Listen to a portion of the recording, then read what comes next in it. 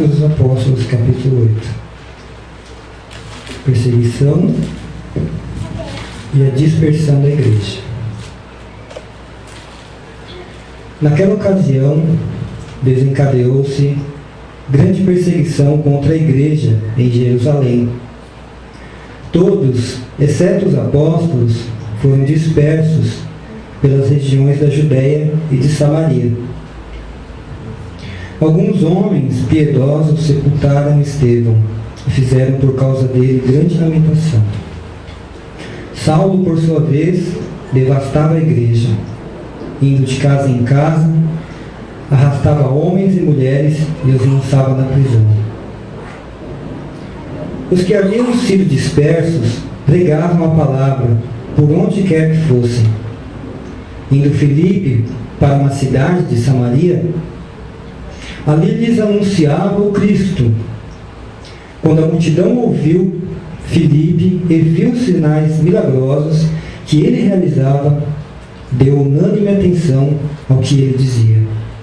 Os espíritos imundos saíam de muitos, dando gritos, e muitos paralíticos e mancos foram curados. Assim houve grande alegria naquela cidade. Oremos ao Senhor. Pai, neste momento nós queremos falar mais uma vez a Tua palavra.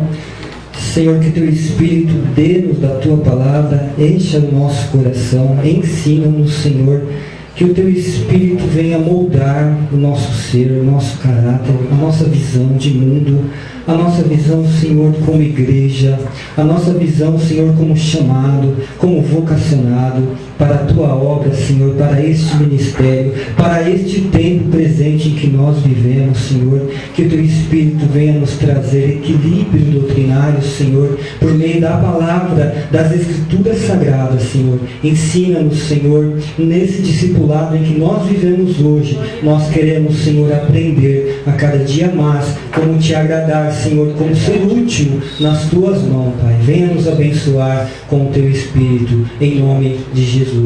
Amém.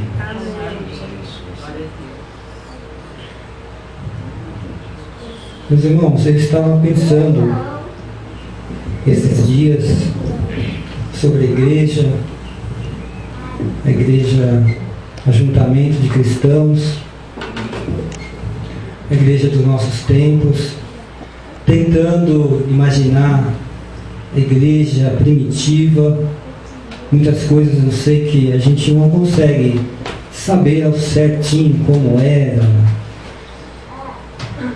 como liturgia, por exemplo, a gente não sabe.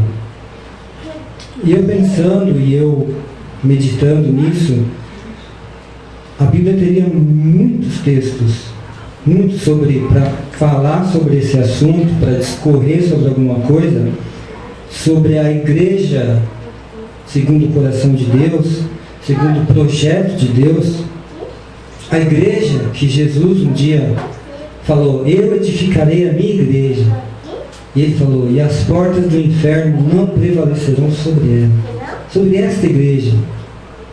Eu estava meditando, pensando, tentando imaginar toda a transformação durante 2000 anos que Jesus veio aqui, toda a transformação que passou a igreja, tudo que aconteceu, reformas, avivamentos, e eu pensando e tentando imaginar como seria o propósito de Deus, a visão de Deus para a igreja, que foi o que começou lá quando Cristo ainda estava na terra, que Ele disse que ia edificar uma igreja.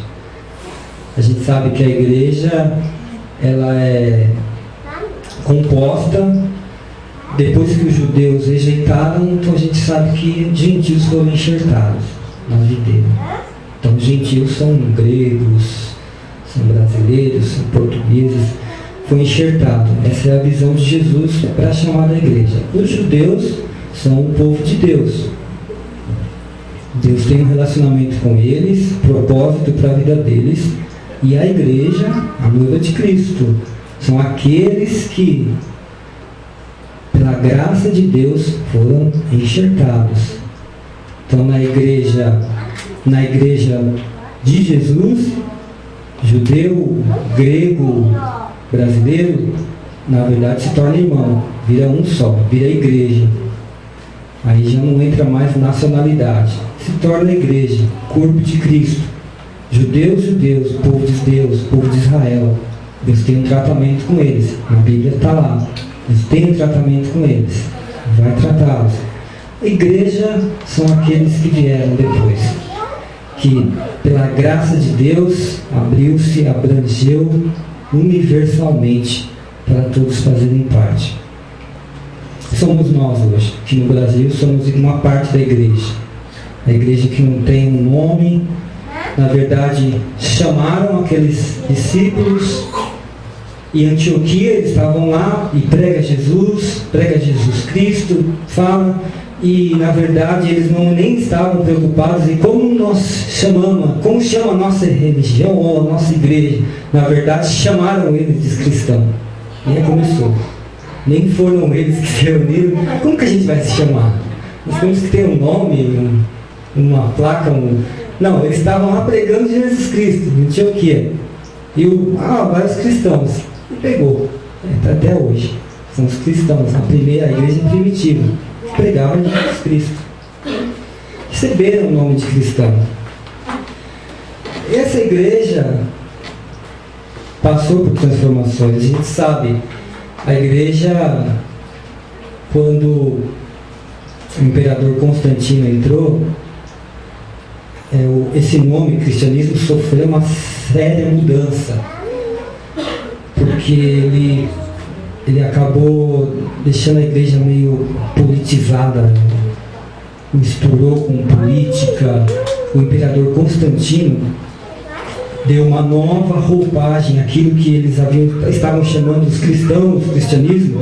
Esse imperador, ele acabou mudando um pouco essa visão, a imagem da igreja, até os propósitos da igreja, porque a partir de Constantino começou a entrar na igreja, talvez para agradar o setor A, setor B, setor C, agradar vários tipos de pessoas, de filosofias, de pensamentos.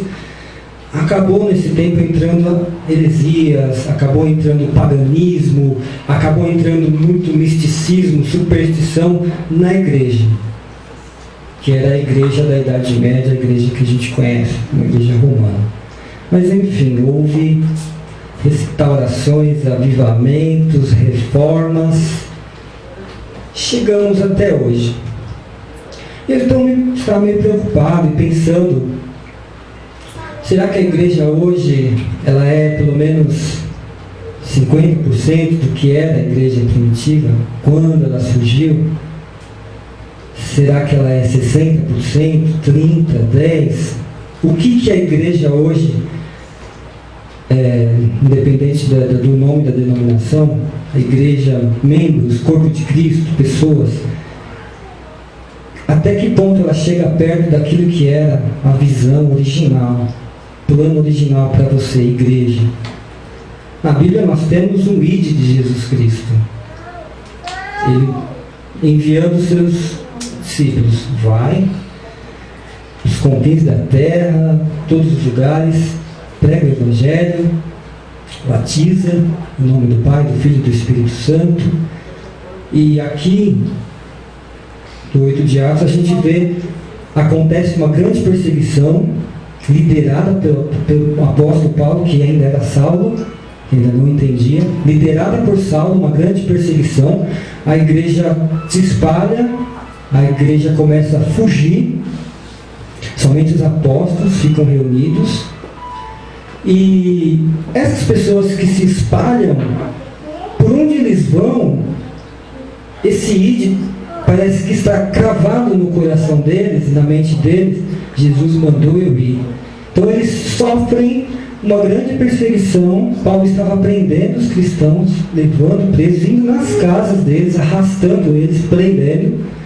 E aí então acontece essa dispersão, mas individualmente, para onde eles vão pregando, eles vão multiplicando. Quer dizer, a intenção que era de acabar com aquele movimento, a intenção era de acabar com aquilo,